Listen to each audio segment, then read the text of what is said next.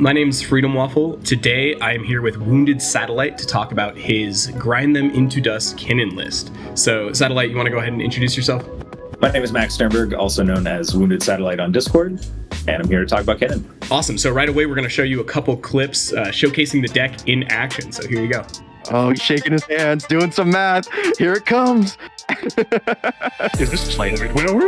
Look at this. Yeah, exactly, dude. He just gets to slam this down and just take out half the cards of the game, man. I mean, this is just an amazing play.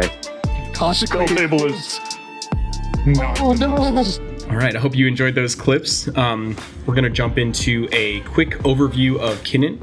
Wounded, do you want to just tell me what Kinnan does? Kinnan is green and a blue. He has a natural triggered ability of whenever you tap a non-land permanent for mana, you add 1 mana of any type that permanent produced. So it does have to produce the same color. So if you tap your Arcane Signet for green, the additional mana will be green. If you have something like a Simic Signet that's green and blue, you get to choose one additional of either of the colors that it produced. Additionally, he has an activated ability where you can pay 5, a green and a blue, and you look at the top 5 cards of your library, and you can put any non-human creature from among them directly onto the battlefield. Great. So now we're going to talk about what the deck does. I have a quick quote from another awesome Kinnan pilot, Pingmeister Pong. I asked him to just quickly summarize the deck. He says, Kinnan is a surprising, proactive midrange deck that expands Kinnan's potential in ramp, draw, and combo.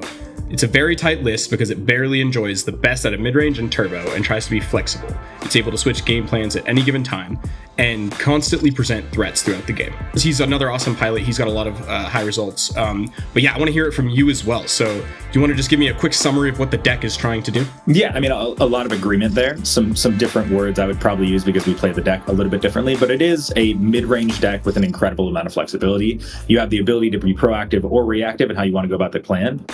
You're really just trying to produce a ton of mana, slam hard to deal with threats on the board, overcome with advantage, become insurmountable, and then make infinite mana and win the game. That's awesome. So we've already highlighted quite a lot of the strengths of the deck, but let's just go over the pros and cons, and let's start with what does this deck excel at? This deck really excels at continuing to show its strengths regardless of the meta that it's in. Like I've said before, it's incredibly flexible, so you're really able to adapt your game plan based on the matchup at hand. The deck is unbelievably resilient. Kinnan's only 2 mana, so he will get destroyed because everyone wants to kill Kinnan on sight, but you're able to just recast him and keep putting him out there. And because you inherently will generate so much mana, that's not an issue. So you're always in the game, either through interaction, what you have on board, or just the threat of what can come. One of the strengths of the deck is really that it can play in a lot of styles, so people don't always know what to prepare for unless they're really used to the matchup. And a lot of the effects that we're putting on the table aren't seen in other CEDH decks. No one else is slamming a Void Wind around the table and saying, deal with this. So we can really become insurmountable really, really quickly. Yeah, definitely. I've seen that in action. I've been overwhelmed by just constant threats all over and over, and it's just so hard to come back from. But obviously, Kinnan has its downsides. What are the weaknesses of the deck? Yeah, I mean, one of them is we're not a 4-color pile. We are commander focused. Our combos primarily go through our commander. We can function without Kinnan. We can still win without Kinnan, but we are definitely at our best, more so than other decks when we do have our commander. So being a commander focused deck where they can just hit us with a Dreadnought Magistrate early to really slow our tempo, or just repeatedly remove him from the board, will definitely work very well against us. As well as our combos all require artifacts and activated abilities, and some of them do also involve putting things directly into play. So stuff like Containment Priest or Grafdigger's Cage really hurts us. Artifact hate like Karn or Collector Oof, the activated ability stuff like Linvala or Drala and Linvala, and then also board wipes in general. We're a very, very on-board deck. Besides the interaction we have in hand, what you see is kind of what you get, and we're just saying deal with us. So we are very weak to board wipes and board control things like Mayhem Devil and newbie Orcish Bowmaster at the same time. Absolutely. Are there any other attributes of the deck that you want to highlight? Yes. One of the things I truly love about Kinnan is that it's a deck based around non-deterministic advantage. We are a deck constantly making critical decisions of non-deterministic value, where we are not just putting things on the board that says, if this resolves, I'm going to win the game. Instead, we are putting things that say, if this resolves, I'm going to be difficult to overcome.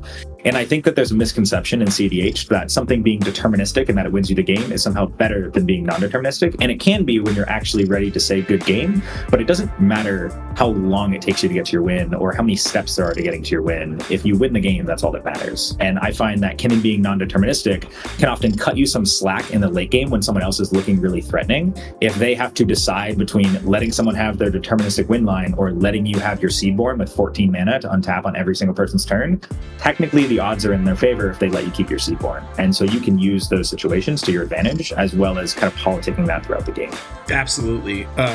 Definitely have seen that in action. I've seen your politics that work super well. If we know someone just tutored and their graveyard is full and they're a breach deck, if you see all the pieces there, you're going to die. So sometimes you do have to just let the Kinnan deck run for a little bit, and hopefully the flips are bad, but that's a huge strength of the deck.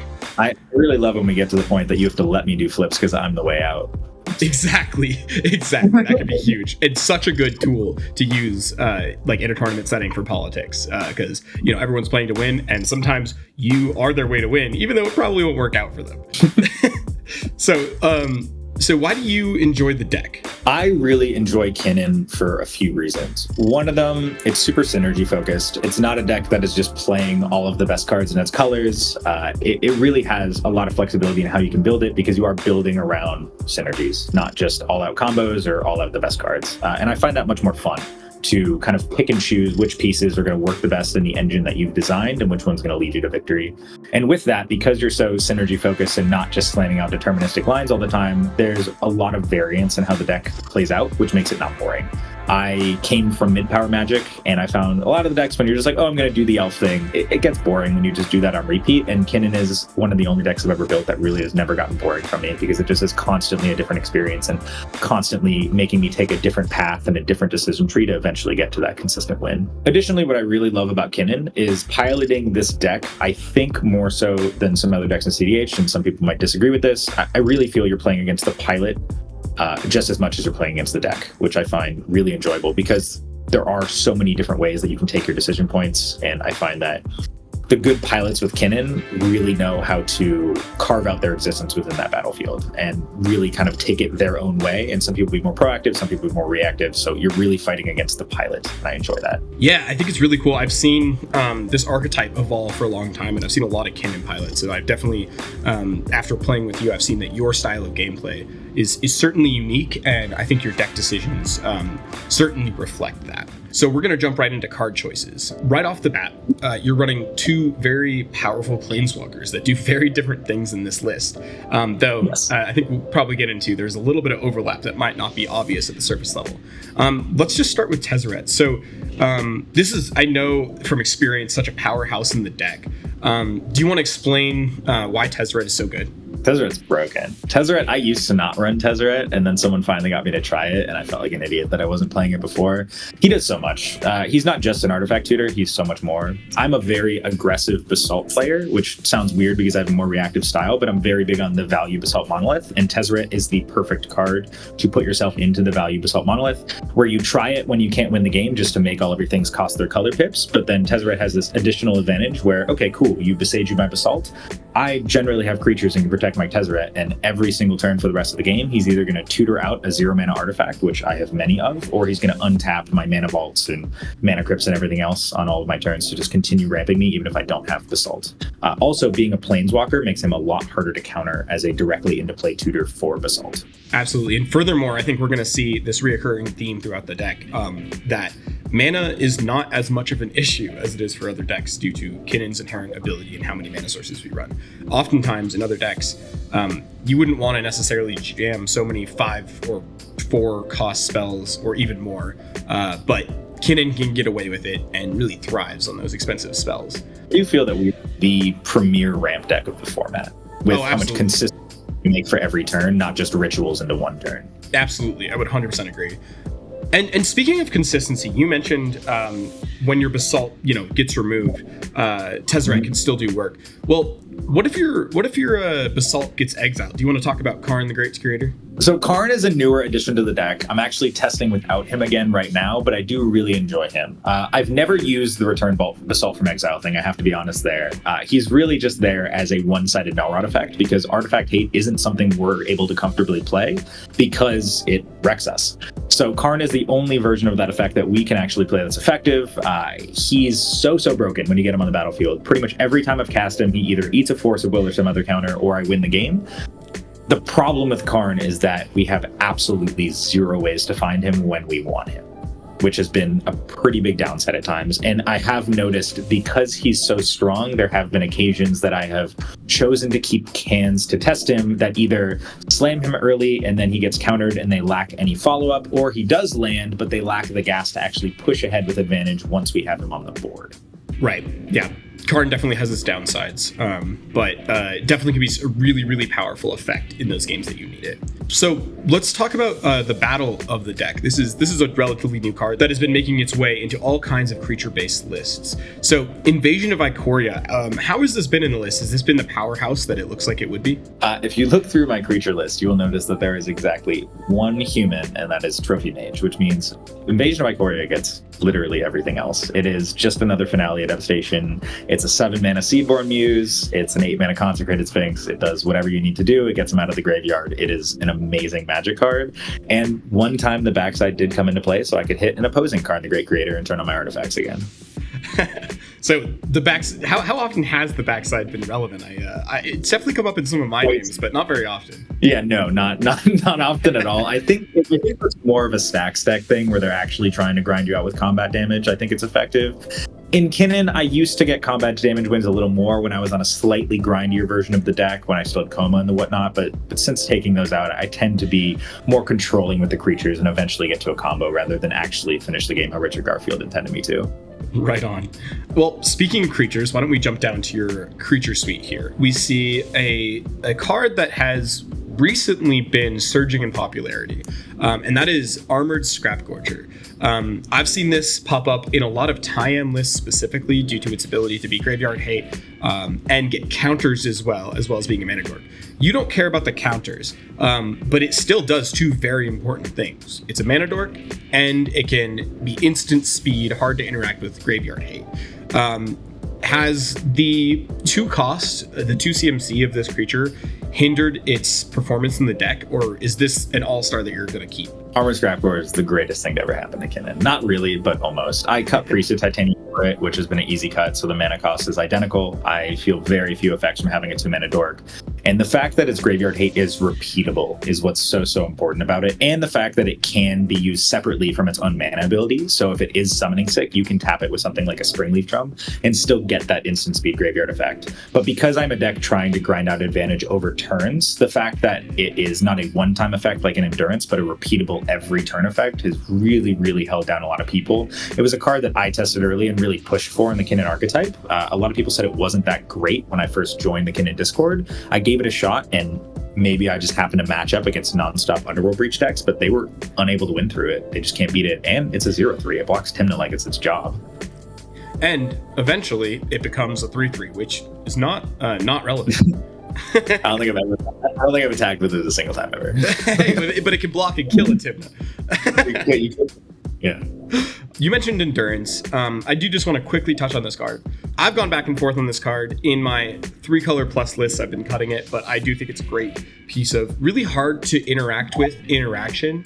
It gets around Ranger Captain, and it's just, there's not that many creature counters out in the wild. So how has Endurance been performing? Well, Endurance is also a combo piece in our list. It does infinite loops with Pongify, so you can just make infinite 3/3 beasts as long as you have your infinite mana with Thrasios. And the fact that you can infinitely shuffle your graveyard hin means that you can infinitely have interaction when you're going for your win turn, because if I go for a win on someone else's turn at instant speed, I technically need to survive the table. So having infinite interaction with Endurance feels pretty good. Yep, that makes sense. Another card that we rarely see play is Glen Elendra Archmage. I know in my high power lists, I used to love this card, and my friends hated me for it. But I can definitely see in a list that makes quite a lot of mana, a 4-drop is just not as big of a cost as we've been talking about. Has this felt like it's hard to cast, hard to get into play, and you don't always have that blue mana open, or is this just really shut down opponents? Glen Elendra has been a slam dunk include since I re-added her to the deck. I originally came from a mid-power Muldrotha deck, is where I learned my control ways, so she was in my original build of Kinnan, and I promptly took her out because I didn't yet know how to assess the format, and I was priority bullied into oblivion because of that. So being a CDH baby didn't let me use her right, but since I gained a little more knowledge in the format, a little more comfortability in how I stand in my politics and how I utilize her, she's been an incredible include in the deck, and my favorite thing to do with her now is clone her. I'll have Phantasmal Image or Phyrexian Metamorph come in as a copy of her, and then I'll use one of them to counter a spell and have them re-enter someone else's dockside or something because they get the persist trigger. Oh, that is absolutely brutal. I love it. I can't wait to see that in action. I did it in the tournament with a Mirage Mirror. I turned into Glen Elendra and sacked. Oh, that's evil. Evil. I love it. One thing I know that you and I have been talking about for a little while, ever since the introduction of Bowmasters to the meta, is Spellskite. Do you want to tell me a little bit about that? So I was on Spellskite before Bowmasters was even previewed as a card. It was something that Comedian convinced me to give a try on in our conversations, and it has been an absolute all-star. It's a ridiculous protection piece, another thing that blocks Timna and similar attackers like it's his job. It just makes it hard to interact with any of what you've got going on board, because once you are an on-board deck, you then need to protect that board state. So similar to the way Glen Elendra can stop board wipes, Spellskite can stop that targeted removal. And additionally, he is a stacks piece for certain decks that works really, really well. If you're against something like a Magda or something like a Yisan that wants to be untapping their creatures, just being able to pay 2 life and change the target of those abilities and stop their combo lines has really shut a lot of people down. Also amazing against stuff like Derevi and Polymorph. That's a really good point. I hadn't thought about that. How often do you protect your opponent's stacks pieces, like a rule of law with this card? I have. It's very contextual in the situation, but I absolutely have protected my opponent's opposition agents or Drannets when I feel that that's the appropriate thing to do. This I have seen personally destroy me on multiple occasions from your list. Thorn Mammoth. Do you want to tell people why you're running this card? Well, I call him Thorn Daddy, because he is Big Daddy Thorn. And I am running it because of my conversations early on in my Kinnan days that I had with Hire from Playing with Power, where I didn't yet have a lot of actual on-board removal creatures yet. And he had a conversation about the importance of that with me and how he viewed it in the strategy.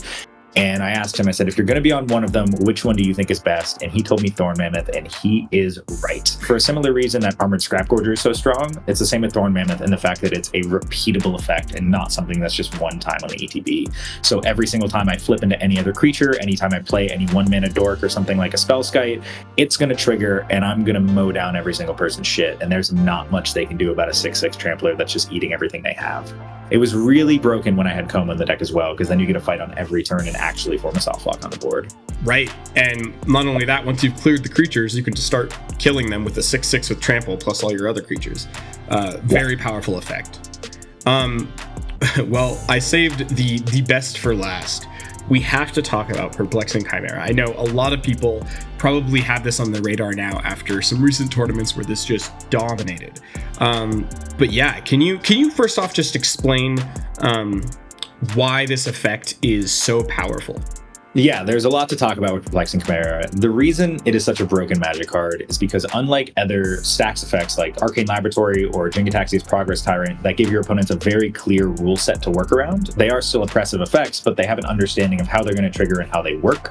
Perplexing Chimera gives you, as the controller, complete agency over its effect, which is very difficult for your opponents to plan and play around. When they don't know how you're going to use it, it's going to make them mess up. If they overextend into it, you're either going to take their win con or an incredible value piece, or they're afraid to play into it and you just buy yourself time. And if you're playing Kinnan, you love to buy yourself time. Perplexing Chimera definitely can be a house on its own, but I know there are a few pieces in this list that synergize with this and make it almost unbeatable. Can you talk about multi-stack interactions where multiple Perplexing Chimera triggers are on the stack? Yes, so people will punt in this thing like it's their job, and people tend to not understand when they haven't played with it a bunch that while it is on the battlefield, it will be triggering on every single spell an opponent casts, and until you have made a decision to give it to an opponent, they will all be your Chimera triggers that you control. If you're player A and player B casts a removal spell targeting your Kinnan, and player C thinks, aha, I can now target this other thing, well, there's going to be a Chimera trigger from player B casting a spell, and then if player C tries to cast a different spell targeting something else, there's going to be an additional Chimera trigger on the top of the stack that is still your Chimera trigger because it's still your Chimera under your control at the time that that spell was cast and that trigger was put on the stack. So if you say yes to the Chimera trigger for player C's spell, they will get control of the Chimera, you will take control of their spell, you will choose new targets for it, that spell will resolve. There will then be the next Chimera trigger for player B's spell. You will still be the controller of that Chimera trigger, even though you no longer control the Chimera, player C does. So if you say yes to it, player C will then give the Chimera to player B. It will then become player C's spell technically, but if it is something like a targeted removal spell, you get to still choose the targets for it. So even though it's player C's spell, you choose the targets. Where this little difference can come into place is if it's something like a Cyclonic Rift, then it would technically be player C's overloaded Cyclonic Rift, so your board would still get bounced. But if it was just one Chimera trigger with the Cyclonic Rift, then of course you take it and everyone else's stuff gets bounced.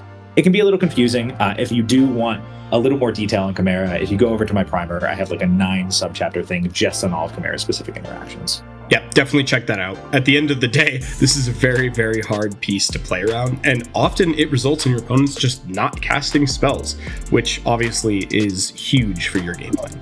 Moving down to sorceries, there are just a couple things to talk about here. The first one I want to talk about is Green Sun Zenith. Obviously, powerhouse in decks for a very long time. With the addition of Invasion of Ikoria, has this still felt necessary, and do you want both effects? It's the one that I originally cut for Invasion of Ikoria, and then I added it back in later. It's the worst of the creature tutors. If you're going to cut one, it's immediately Green Sun Zenith, but getting a 6-mana Seedborn still often feels pretty good. Seedborn wins games. Absolutely. So, Gate Restoration. This is a card that we now rarely see in CDH. How often is it relevant that you can cast this for its front side? 7 mana, draw cards equal to the number of cards in your hand +1. All the time. What's really nice about it is a land first and foremost. It's also a blue spell at the same time that you can pitch to Chrome Mox, Force of Will, and Force of Negation.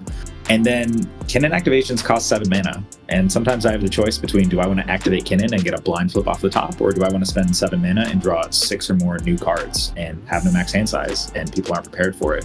But where it's come up the most as the most powerful thing it can be is when I use it as a bait spell on a win turn, where I've had a cycle with a Consecrated Sphinx or something, and I'll have 15 mana available to me, and I have the win in hand, and I say, okay, let's fight over something first that I don't actually care about, and I'll spend 7 on a Gate Restoration, and I will fight over it, and it will either play out where, because no opponent will let you have this, they will always try and counter it. You either fight for it and you lose that fight, but then a bunch of interaction was used and you're super likely to push through your combo that you were trying to do in the first place anyway, or you win that war, you draw a new hand of cards, and you have even more protection for the win con that you're still going to push through afterwards. It's absolutely crazy to me how much mana this deck makes.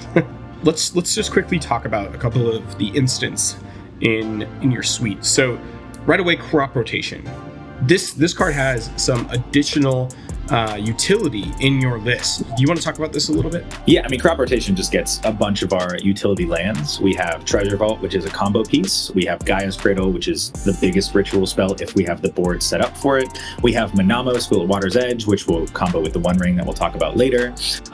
On a baseline front, on like turn 1, I will very often just Crop Rotation a land into an Ancient Tomb, then play something like a Lotus Petal for a turn 1 Rhystic Study, which is a really nice 1 mana boost at its kind of baseline. I will also get something like Yavimaya Cradle of Growth if I have a bunch of my colorless or fetch lands out that I can't use, or something of the sort, and just gives me a little bit more green mana. I've done that before where I've Crop Rotted into Yavimaya to have the 3rd green to cast a Chord of Calling to get an Endurance to mess up someone's breach line and instant speed. It has little synergies like that have really played out. And a lot of people are worried that fixing your opponent's mana can be a problem, but it just doesn't come up enough for me where I care about that. And also, Emergent Zone is a very big one where, especially if I have produced infinite mana with a Basalt Monolith and I'm just kind of spinning on people's turns, if I hit a Thrasios when I'm not in my turn, the first thing I'm going to do is announce that I'm drawing all cards except for Emergent Zone until I get to Crop Rotation, and then I'm going to Crop Rot into Emergent Zone, and then I will actually do everything to win at instant speed. Additionally, there is Homeward Path, which combos with Perplexing Chimera and Seedborn Muse to form a soft block on the table, where you can essentially counter/steal 1 or 2 spells on each opponent's turn, and there's not much they can do about it unless they can remove the Chimera while it's not under your control. Yep, it's absolutely brutal. Let's move back to the rest of the instance. So Force of Vigor. This I've seen also less and less play, but I know, again, playing against you, I've seen it be an all-star. Is this something that's cuttable at this point for you, or has the utility just proven itself over and over? I like it. I'm a big fan of free interaction because people just can't see it coming. Good enough for me. Moving on to artifacts. There are definitely a few spicy ones in here. Let's start with the latest and greatest, the One Ring. Yeah, how has this been performing? I know you've talked very highly of this. I might be the biggest One Ring lover in the world. I think I might hold that title. It is my favorite card in Magic right now. It is my favorite thing to cast. It is my favorite thing to abuse. And I think Kinnan, of the tier CEDH decks, is the most perfect shell for it by a fucking mile. We are already a deck that produces a ridiculous amount of mana early. We are already a deck built around Seedborn Muse, which wins the game with the One Ring. We are already a crop rotation deck if we want to really go all out with Manamo, and we're already a deck focused around artifact tutors, so we can get it whenever we want to switch to that grind plan. Yep, absolutely. This thing wins games. Just the only other artifact I think I want to talk about is Mirage Mirror. I know this is old Kinnan tech. This does make infinite colored mana with Basalt Monolith. First off, can you just quickly explain how that combo works? Yeah, so Mirage Mirror has the ability where you can pay 2 mana, which you don't care how much it is, you have infinite colorless mana when you're doing this, and it will become a copy of another target artifact, creature, enchantment, or land. So if you have Basalt Monolith or Grim Monolith with infinite mana on the battlefield, then you can activate Mirage Mirror targeting something like Arcane Signet or Tropical Island, Command Tower, anything that will produce your colors of mana. You will hold priority on that activation, not let it resolve, and you will put a secondary activation turning it into the Basalt Monolith or Grim Monolith.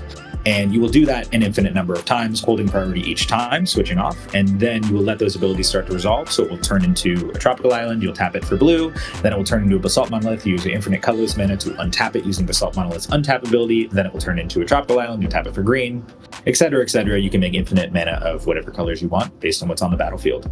Right.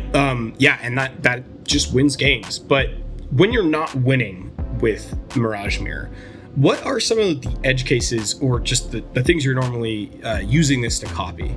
It was a house last weekend in the tournament. In my round 2 match, I immediately played it, then turned it into a Ristic Study on a guy's turn to draw a few cards. Then I turned it into an opponent's Urbrass to block an Agilo when he attacked me with it. Then I turned it into my opponent's Tivit twice. Then I turned it into a Mystic Remora a different time. It does a little bit of everything. I'll turn it into a Glen Elendra and sacrifice it for a counter, and it'll just come back in as a Mirage Mirror with a -1/-1 counter. I'll turn it into a Mana Vault for 2 mana, because then it just taps for 4 and becomes a 2 mana ramp spell if I just have it on the battlefield.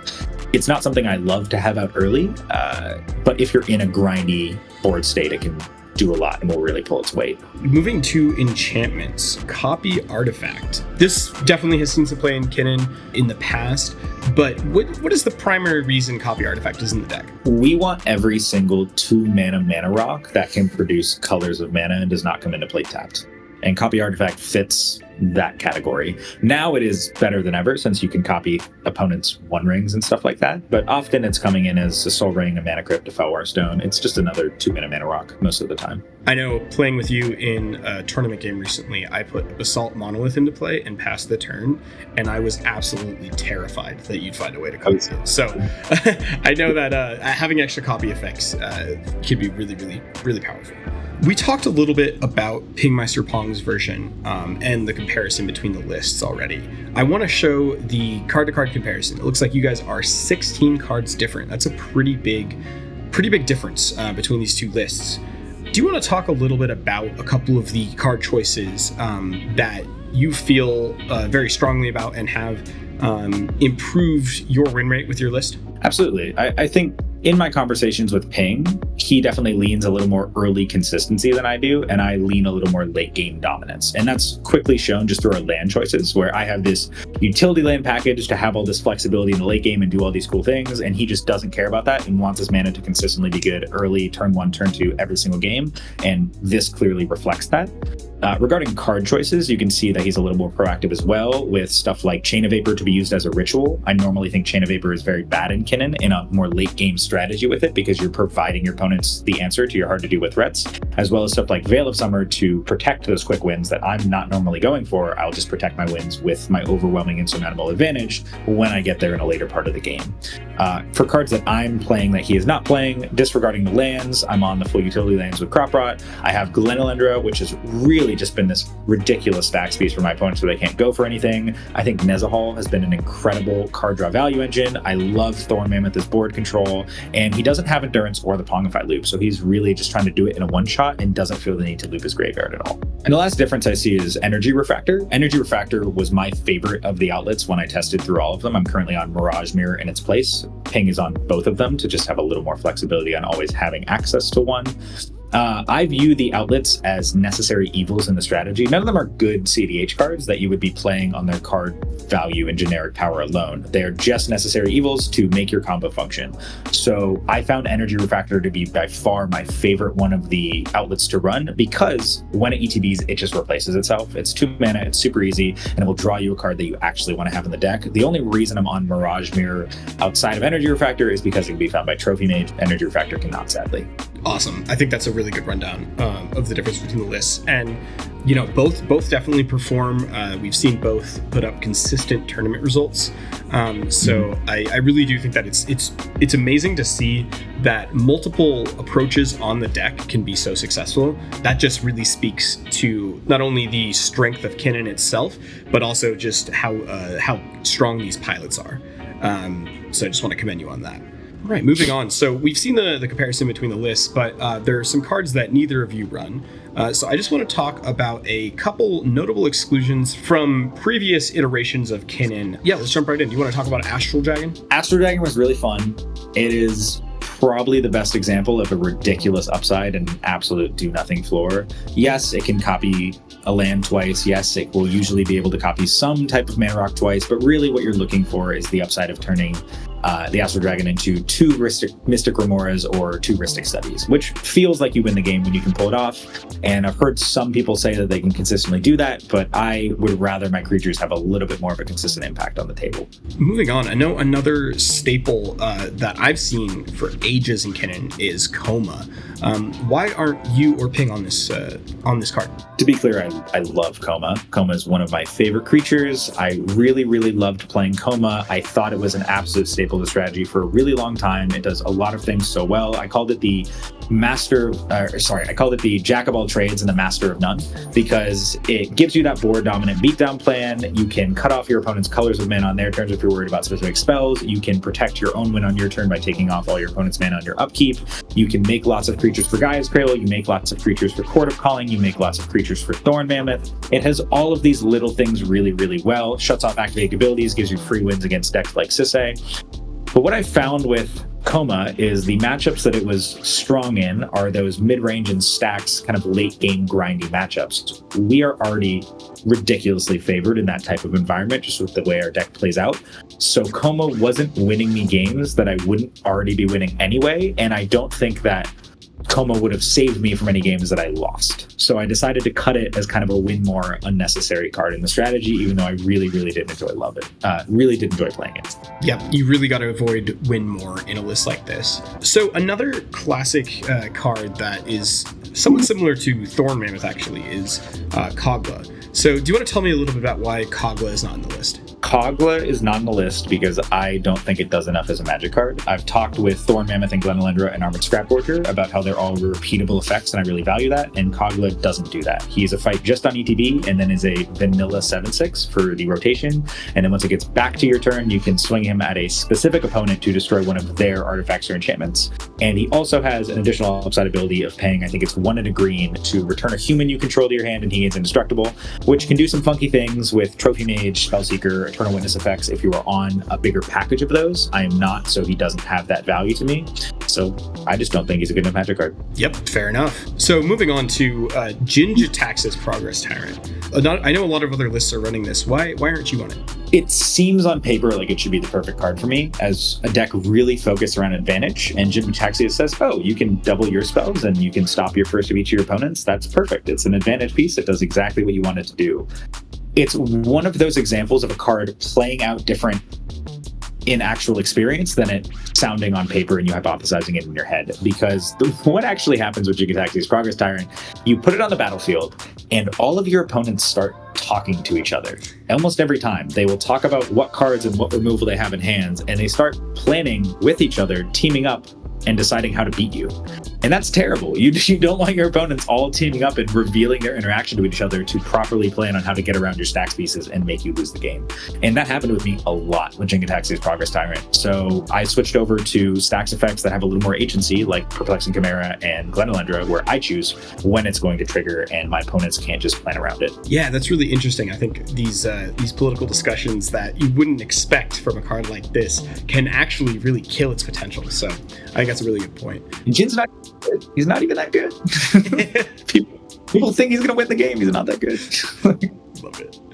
Fairy Mastermind. This is another card that's been popping up everywhere after its release. A lot of people were claiming it's the new Ledger Shredder and just a great draw engine for these decks. Did you try this, and did this not perform for you? I've given it 3 chances, and I think it's a piece of shit. It's so bad. It's the opposite of Consecrated Sphinx. The reason Consecrated Sphinx is the ultimate advantage piece is because no matter how much your opponents draw, you are drawing more. You are always winning that equation, whether they choose not to draw or they choose to draw. It's fantastic. Fairy Mastermind does essentially the opposite. You are only gaining advantage in drawing cards if your opponents are already gaining more advantage. It is a catch-up piece that will never catch you up because you are never getting as many cards as your opponents. You only do good with it if you're already losing, and it doesn't provide you the advantage necessary to actually push yourself to win the game because your opponents are just doing more. I've seen it in its perfect situations, and in some scenarios it's been kind of okay. It is really good if you also have out Consecrated Sphinx, because then you can purposefully activate this ability and you'll draw a boatload of cards from your opponent's drawing. That's cool. And I know it can be an infinite mana outlet. It's the worst version of that because you're drawing your opponents their decks as well, which isn't really good. And some people talk about the Thassa's Oracle kill with it, where, they can plan around it, but I don't know. I played the card so many games. I lost the Thassa's Oracle all the time still, and it doesn't come up enough where it matters. It's such a niche scenario. Plus, it dies to Bowmasters all the time. So I can certainly see it. At this point, this card feels like ancient tech, but I know a lot of people are still running it. Sylvan Library. Are you still thinking about this card, or is this cut for good? So it was cut because of the One Ring. There is some chance I bring it back in the future if I feel like I want a little more card advantage. I discussed Sylvan Library in my primer when I was discussing why I wasn't on Fairy Mastermind, because I was on Sylvan when I was writing it, where Fairy Mastermind gives you this inconsistent card advantage that cannot push you ahead. Sylvan Library will always give you consistent card advantage and is capable of pushing you ahead. It just costs a lot of life. The One Ring is a significantly better combo enhanced version of Sylvan Library, so it is just completely blows it out of the water and all the things it can do. But there is a world where I would play Sylvan Library again. I don't fault anyone for playing it, but I don't think it's any longer necessary. Right. Well, and I know I've seen Sylvan Library do a lot of work when you get it out turn 1 or sometimes even turn 2, but I think the reason I'm so low on it is just if you top deck it in the late game, it's just the card you never want to see. So yeah, definitely can understand that. So there's something that I know you have in your primer. This is kind of a really cool line that I know you've developed. It's finding an outlet without a draw creature and no tutors when you have infinite mana. Why don't you go over this little section of your primer and talk about what this means? Yeah, so I do need to give original credit to Pingmeister, who learned it from Eishurts. They had a very similar idea that does essentially the same thing, and I just kind of simplified it down and then talk about some additional utility with it.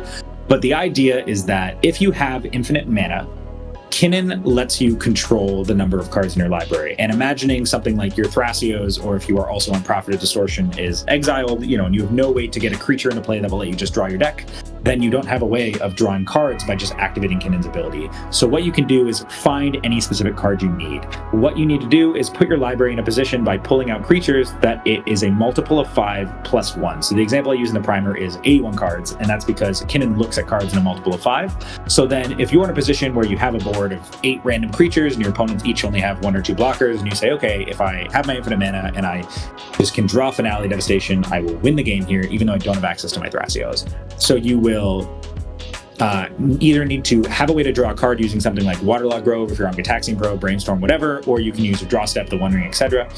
You can activate Kinnan till you get to that specific number of cards in your library, and then you will activate until you see the card you want. So example here is Finale Devastation. You will then shuffle those 5 cards, don't take anything out, put it on the bottom. There's now a 20% chance that is the bottom card of your library. For 81 cards in library, you'll activate, I think it's 16 times, and that gets you to the 76th through 80th card in your library. You will look at that 5 cards. You will see if Finale Devastation is in it. If Finale Devastation is in that pile of 5 cards, you'll shuffle them again, put them at the bottom. There's once again a 20% chance it's at the bottom. And you keep doing that. You keep activating 16 times. And once you do not see Finale Devastation in the 16th activation, you then know with 100% certainty that it is the top card of your library. And then you can draw it and proceed to win the game. Awesome. That's such a cool line that I think is just not intuitive at all. but totally works. So I think that's something that really seasoned Kinnan pilots should definitely know, because I know you're going to be getting in these situations, this exact situation where someone's already exiled your draw engines and you just got to find a win. So I think that's super cool. Let's go ahead and talk about mulligans. What do you want to see in your opening hands? It is so matchup dependent. And that's part of what I love about Kinnan, is that you really will mulligan for the matchups, unless you just get the absolute turbo nuts hand, which is something we are capable of doing, but not something we are ever banking on. But the first priority will always be mana. You need to be able to produce mana. Preferably, you're putting out some ramp-related thing on turn 1, unless you are in a matchup that it is of the utmost importance you hold up interaction, like Keurig or Roxai or something similar to that. So mana is priority number 1, and then you're looking for some combination of card draw, whether that's Heuristic Study, Mystic Remora, One Ring, a win line to work towards with something like a Hullbreaker Horror and a couple rocks in hand, or a creature tutor like Finale Devastation to get you a Seedborn, or a Tezzeret to try and do things that way. And then interaction is really important. I'm a big fan of always having some kind of interaction in my hand, always having some out so I don't just get got in the first couple turns of the game. Absolutely, and we can see that by how many free interaction spells you run. So I love it. Looking forward, we've already mentioned Bowmasters a little bit. How much do you think Bowmasters affects Kinnan being this prevalent in the meta? I think it affects Kinnan a lot less than people assume it does. My experience with Bowmasters, where I played in the first tournament where it was legal, and yes, every single deck ran it, and I still won games that Bowmaster comes out, and I still continue to win games where Bowmaster comes out. It's obviously very brutal if someone can hit the situation of someone casts a wheel and someone casts a Bowmasters in response, and then they get 21 triggers and they blow up everyone's board. Yeah, that's brutal. There was a board wipe. It can be a really big issue if you're in a situation where someone has a Bowmasters, then there's a blue farm deck with a Heuristic Study, and you have a bunch of dorks, and they start feeding the blue farm deck cards to blow up your dorks, which is incorrect, and I never see the person with the Bowmaster win those games. The blue farm deck wins those games. And I think people are adjusting to that and doing it less, and so I haven't seen it be an issue lately. And with all of our clone effects, so we can ping down the other Bowmaster if we get one, with our Spellskite and with our Thorn Mammoth, I haven't had an issue getting rid of it when I need to. On that note, sounds like Bowmasters isn't that big of an issue, but do you think Kinnan is a strong meta pick right now? Yes, depending on how you choose to play the deck. I think if you are willing to be patient and react to the pot at hand and just do your mulligans based on what you're facing, Kinnan is pretty meta resilient and can pretty much fight through any situation. He can do the turbo hands to go fast to beat out slower decks. He can always mulligan for interaction to be ready to not lose to the turbo decks. And he's almost a given to win those mid-range and stacks games if you can get there with a solid amount of mana. What upcoming tournaments do you plan on playing? I think for now, just the Chaos Series and Mox Masters, but if I end up back in the United States and currently in Costa Rica, then I'll probably look at doing some more in-person ones as well. Cool. Absolutely. I definitely will see you there. So time for the shameless plug. Where can people find you online if they want to talk about Kinnan, or just they have questions or suggestions about the deck? Yeah, I'm most commonly active in the Play to Win and a few other CDH gameplay discords. I'm now an admin on the Kinnan Discord, which is where I'm very active and super responsive to questions whenever people have them about the deck or the archetype in general. And I might be doing some other stuff, starting a podcast and stuff soon, so I might have more shameless plugs in the future, but not too much to say right now. Sweet. Well, I'll definitely leave a link to the Kinnan Discord so people can check that out.